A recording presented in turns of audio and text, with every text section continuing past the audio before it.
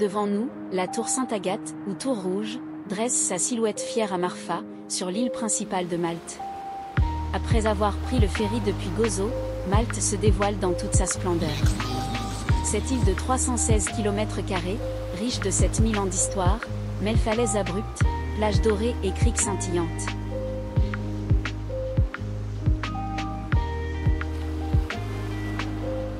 En accostant à Irkewa, direction Blue Lagoon. Cette grotte marine, sculptée par l'érosion, s'ouvre sur un cercle parfait d'eau turquoise. Les locaux murmurent qu'autrefois, des contrebandiers y cachaient leur butin, glissant discrètement par la mer. Aujourd'hui, les aventuriers s'y pressent, sautant depuis les falaises dans cette piscine naturelle, un joyau géologique unique.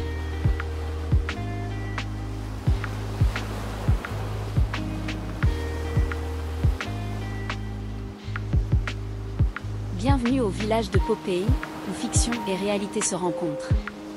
À Angkor-Baï, ce décor de 19 maisons en bois, construit en 1979 pour le film Popeye, est devenu un parc familial. Malgré l'échec du film, le site devient une attraction en 1982.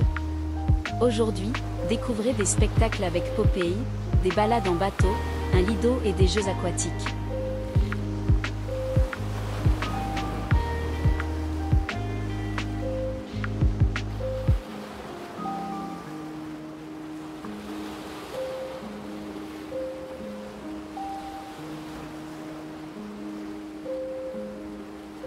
Au nord-ouest de Malte, découvrez Gajntufia Bay, une plage de sable rouge aux eaux turquoises cristallines, nichée entre des falaises abruptes.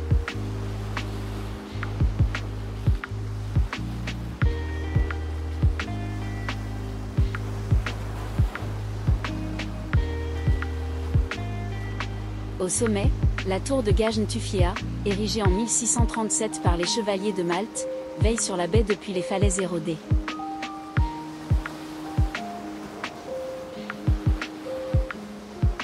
Signifiant œil de pomme, ce joyau naturel, moins bondé que la voisine Golden Bay, séduit par sa tranquillité et ses couchers de soleil magiques.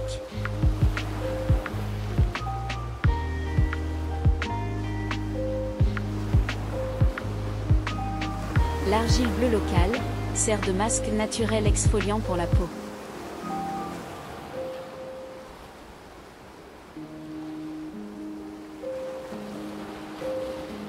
À proximité, Karaba Bay, petite crique isolée séparée par la péninsule d'île Karaba, enchante avec ses falaises d'argile spectaculaires atteignant 50 mètres.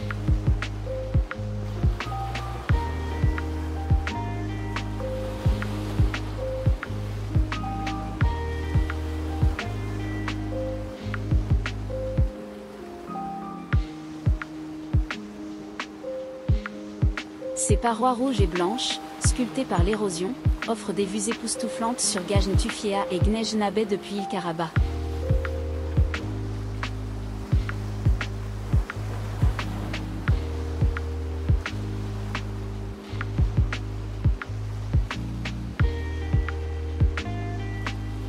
Parfait pour snorkeling autour des rochers, randonnée dans le parc île magistrale ou détente sauvage.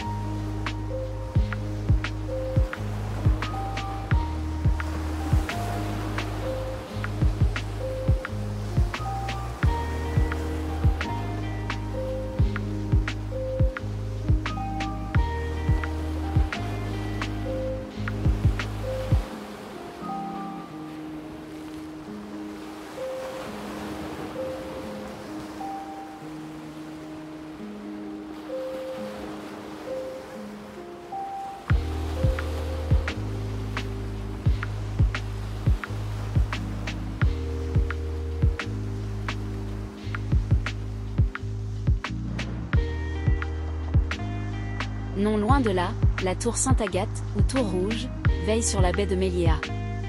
Construite en 1649 par les chevaliers de Saint-Jean, elle faisait partie d'un réseau de guets communiquant par signaux de fumée pour repousser les invasions ottomanes. Pendant la Seconde Guerre mondiale, des soldats britanniques y auraient aperçu des mirages de navires ennemis, ajoutant une touche de mystère à ses remparts. Aujourd'hui, elle abrite un musée et offre des vues panoramiques, où le vent semble murmurer des récits de batailles anciennes.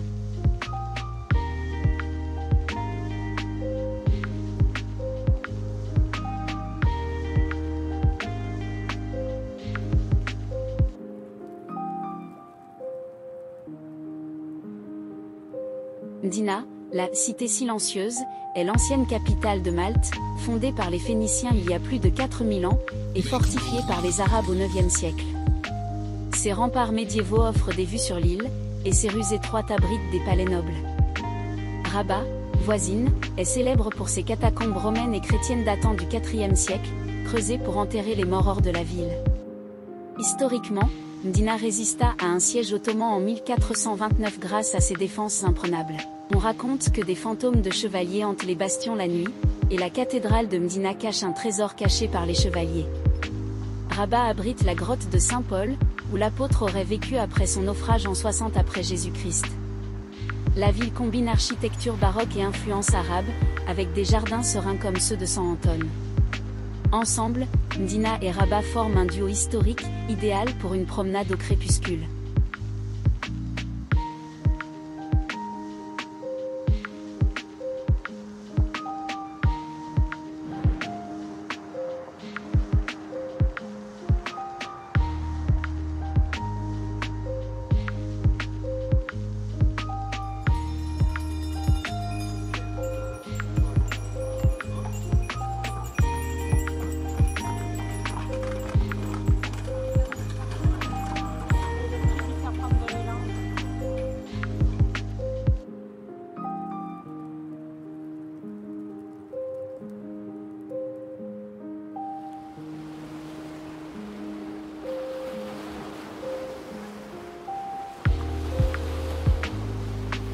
Près de Viez-Isz-Zuriech, la grotte bleue enchante par ses reflets saphirs.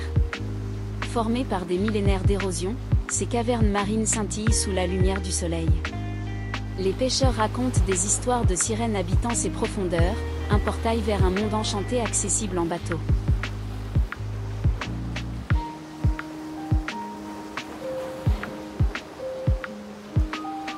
À Mostar, la rotonde de Sainte-Marie domine l'horizon avec son dôme, l'un des plus grands au monde. En 1942, une bombe allemande le traversa sans exploser, un miracle qui sauva 300 fidèles. Ce symbole de résilience maltaise attire encore les pèlerins, qui célèbrent chaque année cet événement extraordinaire.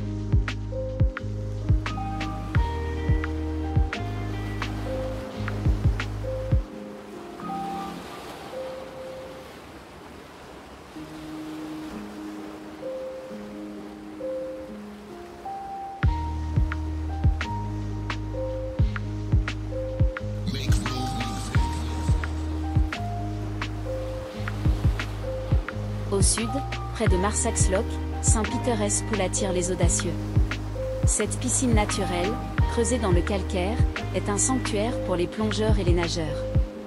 Nommée d'après le patron des pêcheurs, elle aurait sauvé des marins naufragés, leurs prières résonnant encore dans ces eaux calmes.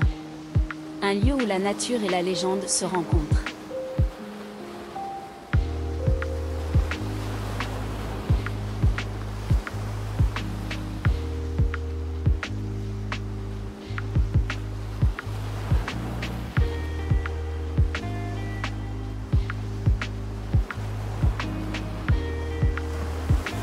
Minxar Window est une arche naturelle spectaculaire, sculptée par la mer dans les falaises de calcaire. Elle surplombe les eaux turquoises de la Méditerranée. Accessible depuis le village pittoresque de Minxar, c'est l'endroit parfait pour une randonnée, du kayak ou une plongée. Moins connu que l'ancienne Azure Window, ce site offre une vue à couper le souffle et une sérénité unique.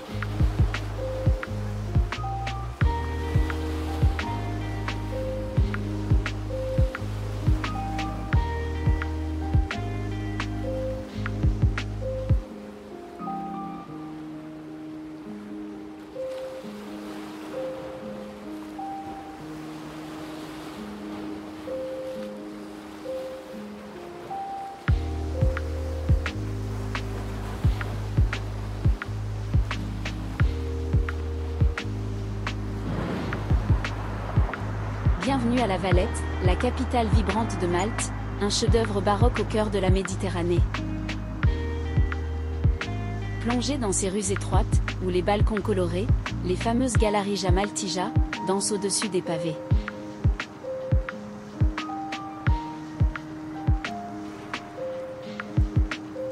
Regardez. Les façades dorées des bâtiments captent le soleil, comme le majestueux Albergata Castilja, siège du Premier ministre, ou le Palazzo Ferria, bijou d'élégance victorienne.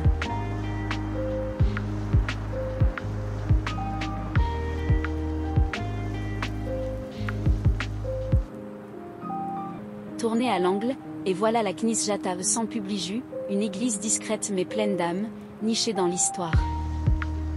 En face, les places animées, bordées de bars, vibrent de rires et de conversations autour d'un pastis. Vous sentez l'énergie?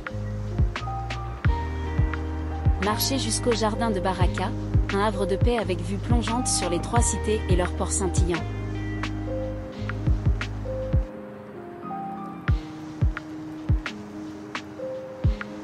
Là-bas, le fortis Sant'Anglu se dresse, gardien silencieux des siècles passés.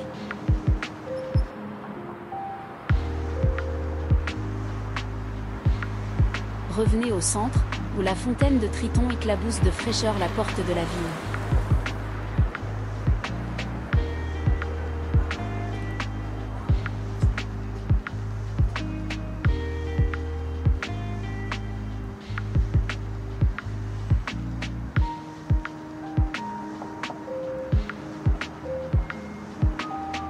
À deux pas, le palais des grands maîtres dévoile ses salles ornées, un voyage dans le faste des chevaliers de Malte.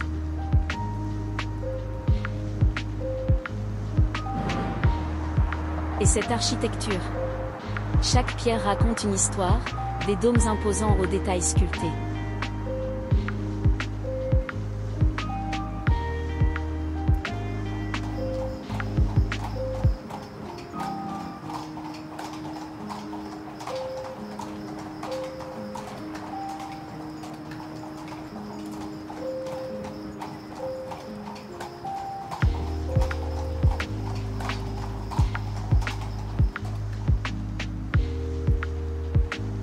Poussez la porte de la Bibliothèque nationale, un temple du savoir aux étagères chargées d'histoire.